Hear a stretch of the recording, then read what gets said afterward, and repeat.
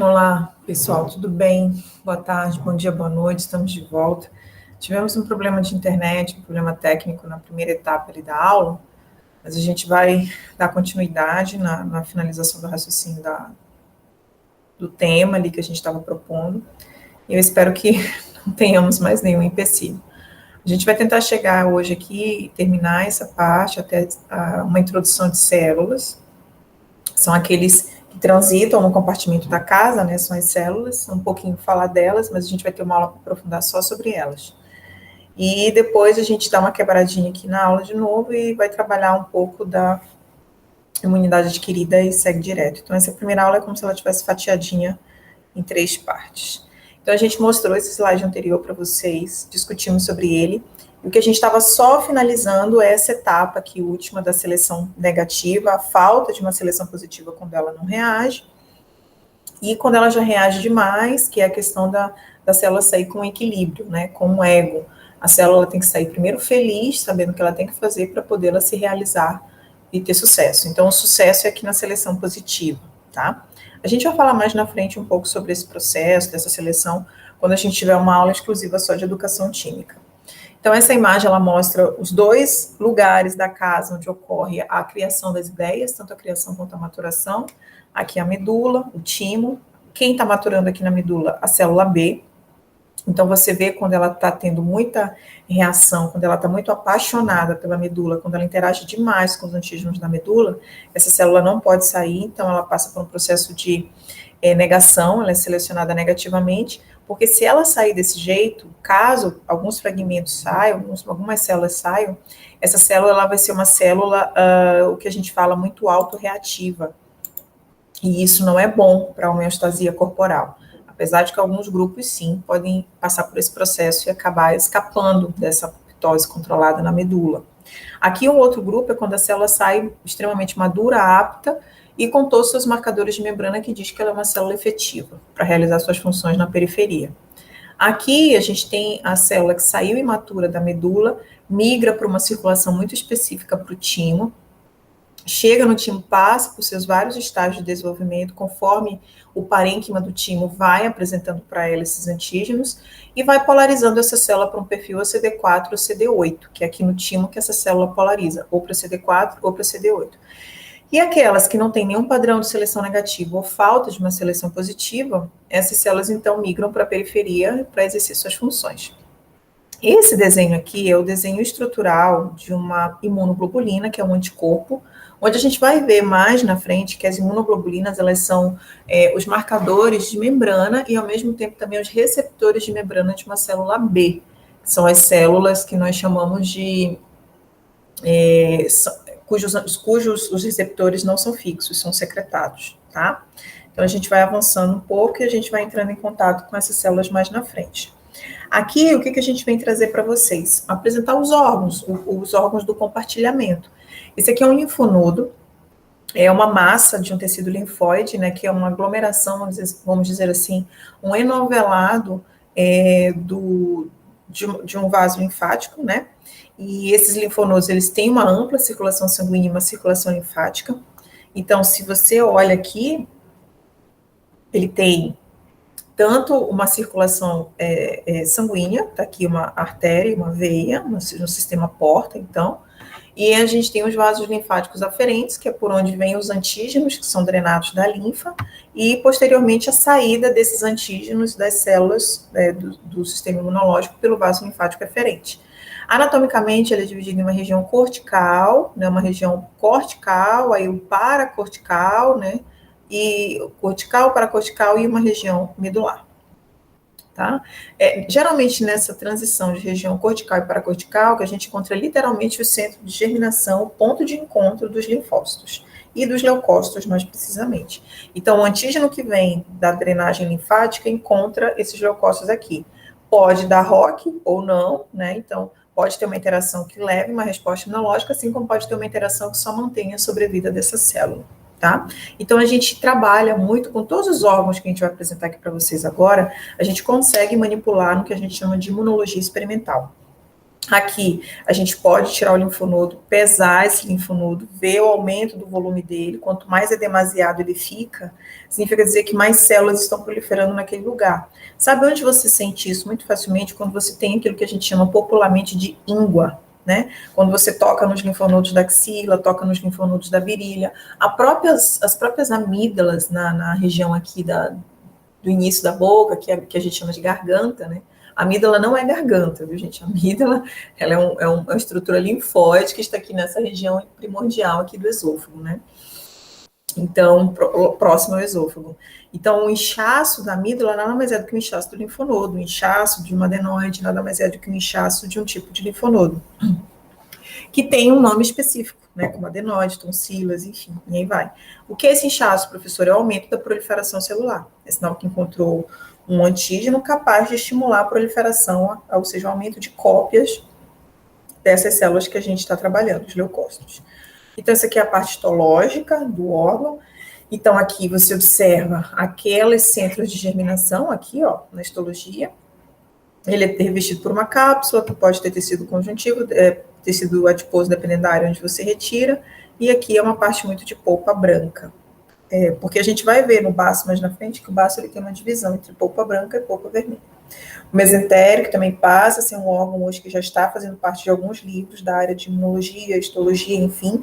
O mesentério é essa membrana que vocês estão vendo aqui, muito delicada, muito fina e transparente, que ela está envolvendo a parte, vamos dizer assim, que interliga, né, toda a parte do intestino delgado ao jejum. Então, vocês veem que ela é muito vascularizada, isso significa dizer que tem uma passagem de células muito grande por aí, e na universidade, no nosso laboratório de iniciação científica no Maranhão, quando eu fiz, lá a gente retirava muito o mesentério dos camundongos para ver justamente o quadro de proliferação celular, e principalmente de ativação de macrófagos nessa região. Então, uma área de uma intensa fagocitose. Então, aqui, quando a gente depreende ele, né, despreende ele da membrana do intestino, ele fica assim, ó, como se fosse um lequezinho, tem várias reentrâncias, várias dobras. Então, o mesentério tem uma função muito importante nessa questão da apresentação de antígenos e fagocitose. Aqui também a gente observa o baço. Então, todos esses órgãos, se eu for manipular no sistema imunológico, o que eu vou pensar sobre eles? Bom, aumentou ou não esse compartilhamento de informações? Teve ou não proliferação celular? Aumentou o peso, aumentou o volume, causou edema no órgão? É isso que a gente vai pensar dependendo da resposta imunológica que a gente está avaliando. Então, o baço, ele é um órgão linfóide também secundário, ele tem uma comunicação entre o sistema circulatório e o sistema linfático. Aqui a gente tem uma região que a gente chama de polpa branca e polpa vermelha. Abrindo um parêntese, a polpa vermelha é a parte em que justamente as células sanguíneas são ali acometidas também de apoptose. Aqueles 120 dias que as hemácias morrem, elas morrem ali situadas principalmente no baço e no fígado. Né? Então, são chamados de órgãos hemocateréticos. Esse termo você não vai encontrar muito em livros e literaturas por aí.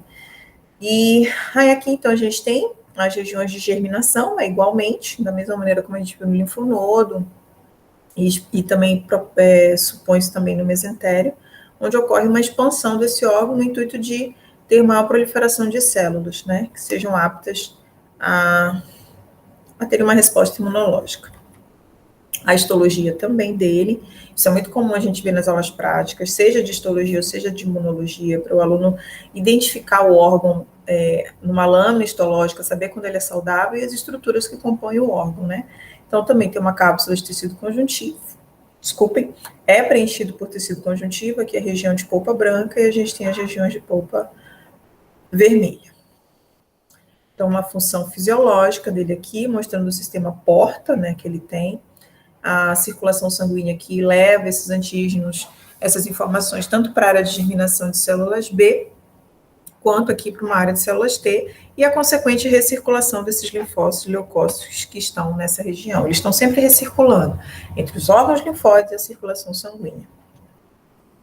Aqui a gente apresenta uma coisa muito importante, que são os tecidos linfocitários associados às mucosas, certo? Anotem aí quais são esses. É a BALT, B-A-L-T, MALT, M-A-L-T, e GALT, que é essa que vocês estão vendo aqui na tela. São tecidos linfóides associados. Associados a quem? Geralmente tecidos de mucosa. O epitélio, padrão epitelial do tipo mucoso. Por que mucoso? Geralmente é um epitélio que tem que se manter lubrificado. Por quê? Porque esse epitélio, ele está em contato, geralmente, com áreas externas. Não diretamente, mas, querendo ou não, ele tem uma comunicação, e esse tecido mucoso, ele funciona como uma barreira, seja pela secreção que ele produz, o muco, né, para impedir uma possível aderência de partículas, enfim, naquele tecido, e uma possível alteração da sua homeostasia. Então, a malte, ela é o tecido linfocitário associado a todas as mucosas. A GALT é um tipo de malte, sendo que a GALT, ela é um tipo de malte mais especializada, porque ela está relacionada com o intestino, né? Então, o que você observa aqui é uma estrutura da GALT dentro do padrão malte, e aqui a gente tem uma estrutura de um folículo de germinação, igual como a gente vem vendo no linfonodo, no baço, onde a gente tem área de células T, área de células B, e também vai haver a drenagem do antígeno para essa região. A drenagem seria a própria absorção do antígeno pelo lumen intestinal.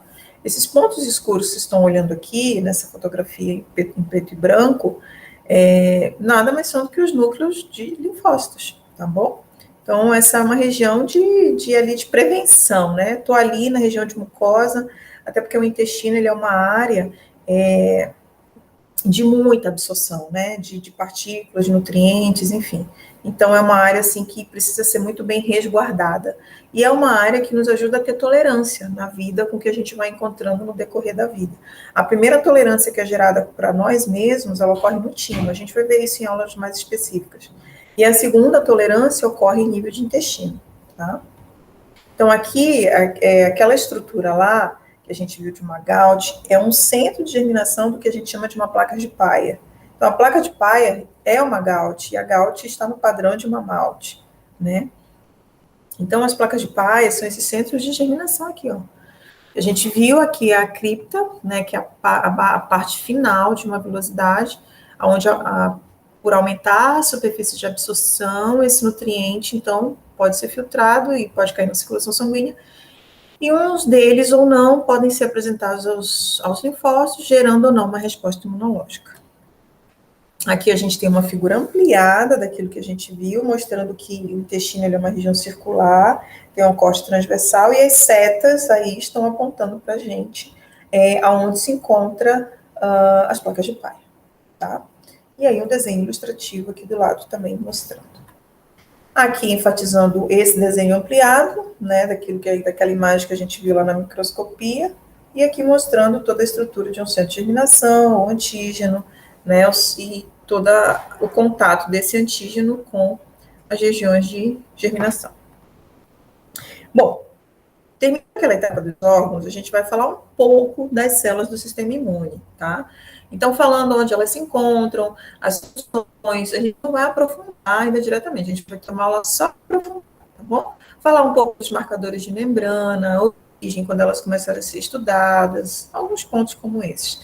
Então, aqui nessas fotos, vocês estão olhando aqui em cima,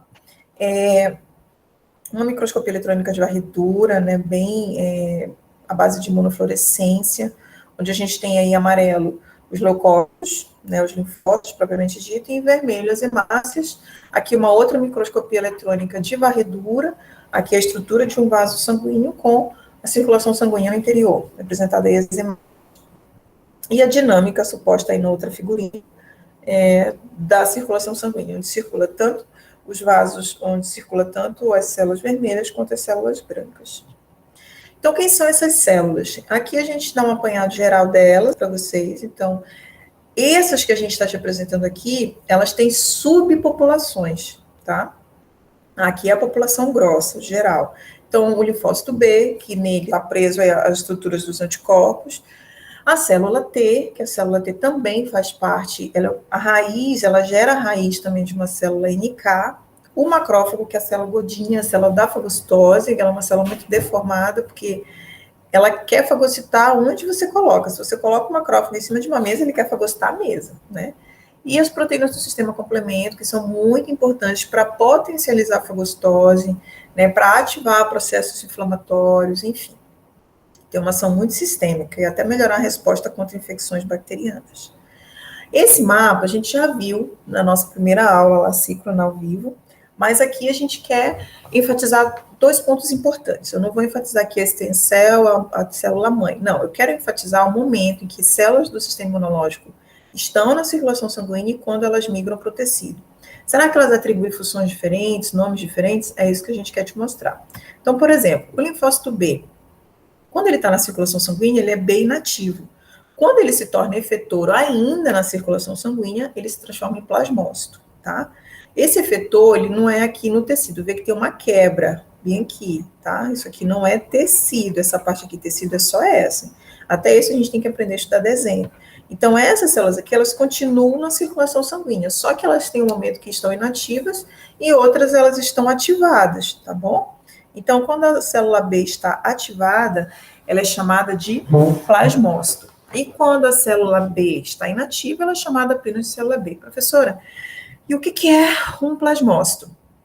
Um plasmócito nada mais é do que uma célula B secretando anticorpos, tá? Você pode ver que o retículo endoplasmático rugoso dela está muito ampliado aqui, está muito aumentado, sinal que ela está sintetizando muito anticorpo. Aqui você pode ver também que o citoplasma de uma célula T está maior. Eu tenho também retículo endoplasmático aí aumentado.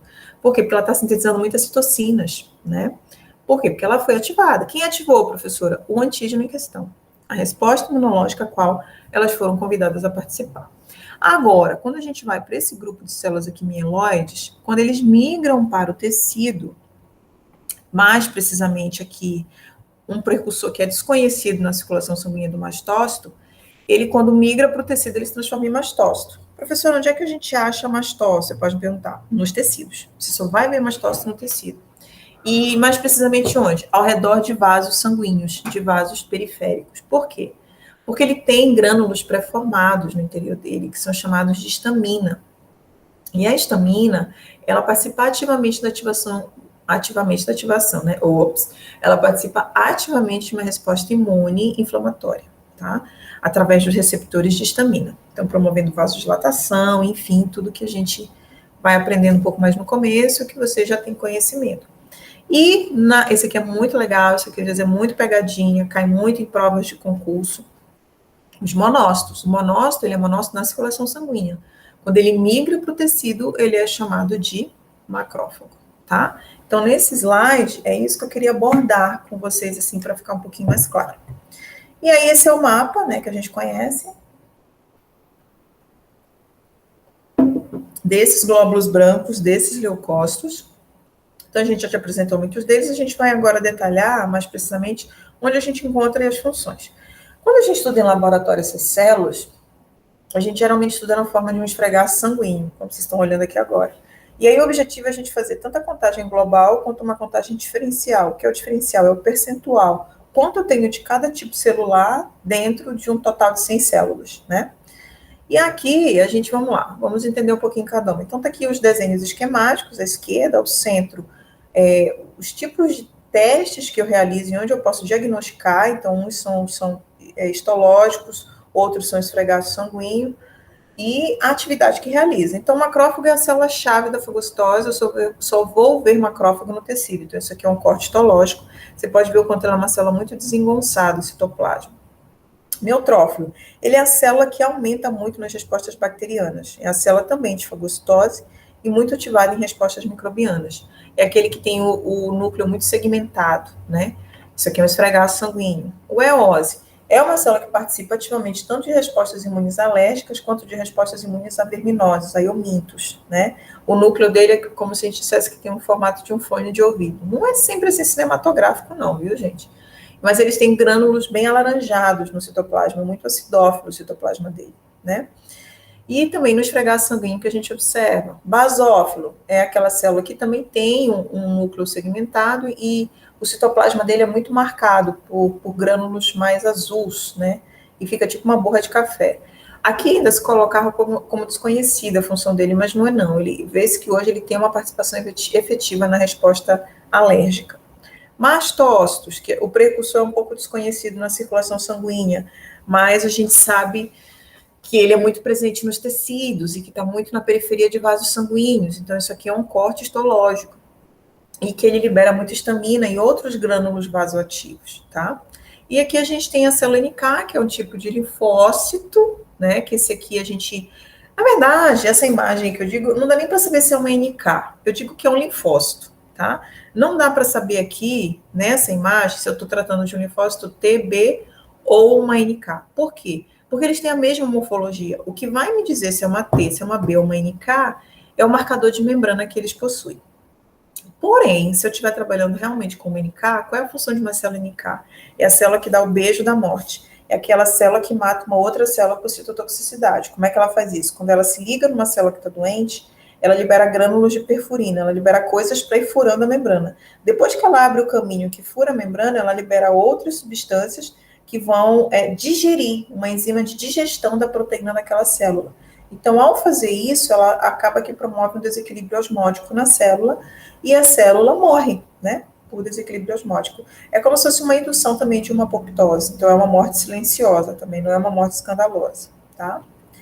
Aqui, a gente entra dentro ainda daquele grupo de células dos leucócitos, só que células que são realmente apresentadoras de antígeno, profissionais, coloque essa palavra. Por quê? Porque todas as células nucleadas podem apresentar antígeno, com exceção das hemácias. Só que existem aquelas que são muito importantes para iniciar uma resposta imunológica. Quem são essas? As células apresentadoras de antígeno, célula dendrítica, macrófago, linfócito B. Então, aqui a gente te mostra uma microscopia de contraste, como se fosse, né? Aqui mostrando aqui uma célula dendrítica, tem muito, o citoplasma dela é muito delgado, muitos dendritos, por isso esse nome. Uma célula boa de fagocitose e ativação de uma resposta imunológica via células T. Aqui a gente tem uma macrófago, uma foto igual que a gente viu anterior, né, que está no tecido, e aqui a gente tem uma célula B, que eu posso dizer que é TB ou NK, né. Aqui a gente tem a microscopia eletrônica de transmissão de ambas, a gente chama atenção para os núcleos, ó. Então, o núcleo aqui bem desengonçado, do macrófago em forma de um grão de feijão, aqui os dendritos, e aqui o núcleo ocupa todo o citoplasma, característica de um linfócito. E aqui embaixo a gente tem a microscopia eletrônica de varredura, que eu adoro. Essas duas a gente tem a oportunidade de trabalhar, tanto a transmissão, que é linda também, é fantástica, o ensaio dela, tudo.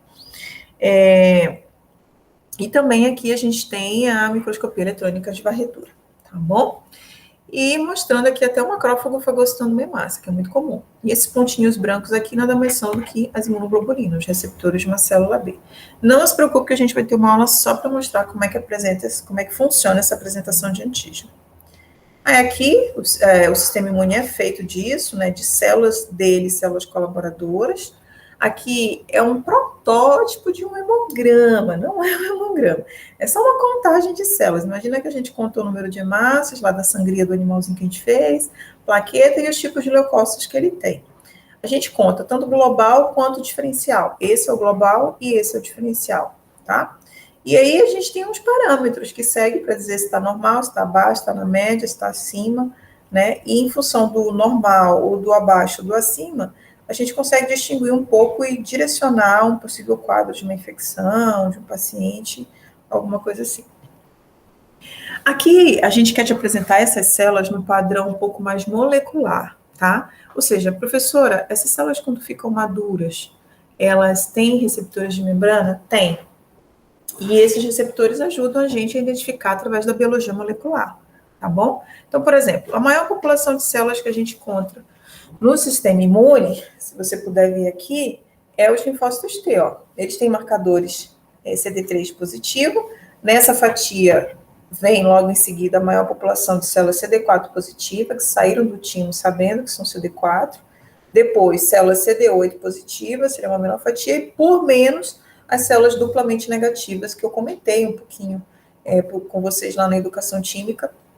Durante muitos anos pensava que essa célula não saía do time, se saía, entendeu-se que sai uma pequena população e que elas têm muita afinidade até por uma certa proteção à mucosa gástrica também. Aí a célula NK, que tem um CD3, mesmo que não sendo positivo, mas tem um CD, que a coloca um pouco no grupo dos linfócitos T, e a célula B, que tem um marcador imunoglobulina que define que ela é. Aí a gente tem subpopulações também dessa célula B, uma CD5+, e uma IgG, duplamente IgG. Aqui é um pouco, a gente vai tentar ver como é que elas trabalham, as origens, os nomes, quando começaram a ser estudados. Então, por volta de 1960, os linfócitos começaram a ser, até então era muito desconhecida a atividade deles. Quando se entendeu os linfócitos T e B, eles viram que eles eram essencialmente inativos, e eles só passavam a ser ativos quando eles entravam em contato com os antígenos, que consideravam sempre de padrão externo, mas não é sempre de padrão externo, tá? Isso já mudou muito, esse conceito. Então, linfócitos T e B têm receptores na membrana para antígeno. Então, anotem, isso aqui começa a ser importante. Como é o tipo do receptor de antígeno de uma célula B, o BCR, e o receptor de antígeno de uma célula T, o TCR. Qual a diferença de um para o outro? Vamos lá. Na célula B, o BCR ele é secretado, e na célula T ele é fixo. Tá bom? E uma célula T, nem a T nem a B, ela vai expressar dois tipos de receptores diferentes, né? Vamos dizer assim, dois receptores diferentes na mesma membrana. Uma vez célula T, ela vai expressar só um padrão X de receptor antigênico, ela não tem X e Y. Uma vez célula B, ela também vai expressar só um padrão X de BCR, ela não vai expressar X e Y BCR, tá bom? E aí o que é interessante é que quando a gente olha, então, o receptor de uma célula T, ele conta a história antigênica que a gente tem. Então, cada receptor se liga a um diferente determinante antigênico, ou seja, um tipo de antígeno, o X e o Y que eu falei ainda agora. E cada célula apresenta apenas uma especificidade, não pode ter X e Y nela, tá? Então, esse aqui é o desenho esquemático, acho que fica bem bacana, né, esse desenho, não tem erro. Então, esse é o receptor de uma célula BCR, aqui, ó, é uma imunoglobulina, ó, livre, tá livre da membrana, e o TCR é fixo na membrana. Porém, o objetivo dos dois é ter um sítio de ligação de antígeno, tá? O objetivo dos dois é esse. E aí, dentro dessas populações de linfócitos, a gente já viu esses precursores, já falamos disso, o linfóide, uma célula TH. Só que aqui esse gráfico, ele quer só enfatizar mais as funções. Então, vamos lá. Quando eu tenho uma célula TH, qual é a função de uma célula TH? Se autoativar, ativar macrófago e ativar linfócito B. Por isso que ela é chamada de auxiliar. Uma célula T citotóxica, que aqui entra o CD8+, ou uma NK. Costumeiramente, elas matam células infectadas por vírus ou qualquer outro parasita intracelular, e também células cancerígenas, tá? Aquela morte só daquela célula, não tem que escandalizar com as outras, tá bom? É uma apoptose induzida. E aqui uma célula B, quando a função de plasmócito é produzir anticorpos. Vamos entender um pouco como é que funciona essa circulação dos linfócitos no nosso organismo? Em um momento quando a gente está saudável e o outro quando a gente tem uma suposta lesão, agressão. Então, aí você está olhando distribuído um pouco os linfonodos no bonequinho, que tenta simular as estruturas do nosso corpo. Você vê que ele tem uma circulação, uma circulação portos, vasos aferentes, região cortical, paracortical e medular. Beleza. Então, vamos lá. Primeiro, de onde vêm as células? Da medula. Tá. Se essa célula já sai totalmente madura da medula, por exemplo, quem sai maduro da medula? O linfócito B. E, então, se é B, vai direto para a circulação sanguínea, que é o que está em azul. Se é o T, que é o que está em laranja, ele vai primeiro para o timo, ser maturado, e depois vai para a circulação sanguínea. E todo mundo se encontra, tá? Na circulação sanguínea. E por aí, essa circulação sanguínea leva, pelo sistema porta, para entrar nos linfonodos, entra nos linfonodos, e os linfonodos manda isso para a linfa. E volta a linfa para a circulação sanguínea através de um ducto que a gente chama de ducto torácico. Então, isso é uma circulação natural, está acontecendo o tempo todo. A célula não precisa ter um antígeno para estar circulando. Isso é homeostasia, ela precisa estar circulando, tá? Então, é isso, é um linfócito jovem, imaturo, que entra na circulação, são armazenados, ficam temporariamente nos órgãos específicos, outros ficam residentes, né, nos órgãos linfóides periféricos e ficam recirculando. Agora, imagina que você furou o dedão do seu pé e ali uma bactéria penetrou. Beleza, é um antígeno. Esse antígeno da bactéria vai ser drenado para o linfonodo mais próximo, que é esse que está bem aí. Lá ela vai #compartilhar, encontrar quem? Os linfócitos que estão ali circulando. Quem está levando ela para lá? Ou é um macrófago, ou é uma célula dendrítica, ou até um linfócito B, que é uma célula apresentadora de antígeno. Aí encontrou, proliferou, multiplicou, escolheu o tipo de linfócito. Esse linfócito tem um receptor antigênico para essa bolinha verde. Escolhendo uma vez o anticorpo e tendo uma resposta específica para essa bolinha verde, então ocorreu uma expansão clonal. É aí que às vezes esse linfonodo vai ficar inchadinho, vai formar a íngua, que a gente falou. Então, só que essas células não vão ficar aí dentro, gente, aglomeradas, elas têm que se espalhar, elas têm que circular. E falar para todos os órgãos, para todos os outros linfonodos e órgãos do sistema imune, olha, a gente encontrou um antígeno ali, tá aqui, ó. Eu estou trazendo a informação, eu sou a cópia dessa informação, toma aqui também, recebe a cópia. Então, ela vai começando a divulgar a informação desse antígeno. E circula, ó, tá vendo? Beleza, cai na circulação sanguínea, vai para os outros linfonodos voltam pelo ducto torácico e amplifica e melhora essa resposta, tá? E aí é o que a gente vai ver, fica essa recirculação. Então, é o que diz aqui embaixo, que você pode ler com calma, né? Então, células e antígenos do local da infecção são retidos nos órgãos linfóides mais próximos, que é o que a gente chama de drenante. Essas células proliferam, entram novamente na circulação, onde formam a coleção de células recirculantes para realimentar os órgãos periféricos. Aqui é aquele mesmo esquema, desculpem, com licença. Aqui é aquele mesmo esquema, mostrando essa ligação entre o sistema linfático aqui em cima e o sistema sanguíneo. E quem faz essa comunicação entre o linfático e o sanguíneo, anotem isso, é o torácico, tá? Até pôr uma canetinha aqui. Pegar o marca-texto. Essa área aqui é muito importante. Tá? Ou seja, o que o torácico faz? Ele faz a comunicação entre o sistema linfático e o sistema sanguíneo. Ele devolve o que é de linfa para o sangue, tá bom? Não é o contrário, não é o do sangue para o torácico, não. Para o linfático, é da linfa para o sangue de novo, tá? Ok? E aí a gente tem, né, os órgãos esplênicos, onde está a circulação sanguínea, por exemplo, o baço está na parte sanguínea. Onde estão os linfonodos? Está na parte linfática, tá? Essa sigla é chamada de veias do endotélio alto, né? Do endotélio mais superior, mais acima, que entra em contato justamente com a comunicação também da circulação sanguínea com o sistema linfóide, tá? É muito importante essa imagem. E aí, gente, estão gostando da missão? Missão impossível? Parece tantana. Bora navegar nessa missão que parece impossível. Bora lá? Mas os camundonguinhos são espertos, eles conseguem se libertar disso. Então, aqui eu vou dar um break de novo, para a gente ver se consegue deixar aquele primeiro momento e esse segundo momento juntos, e a gente para e depois a gente continua essa outra etapa, tá bom? Fiquem com Deus e até a próxima.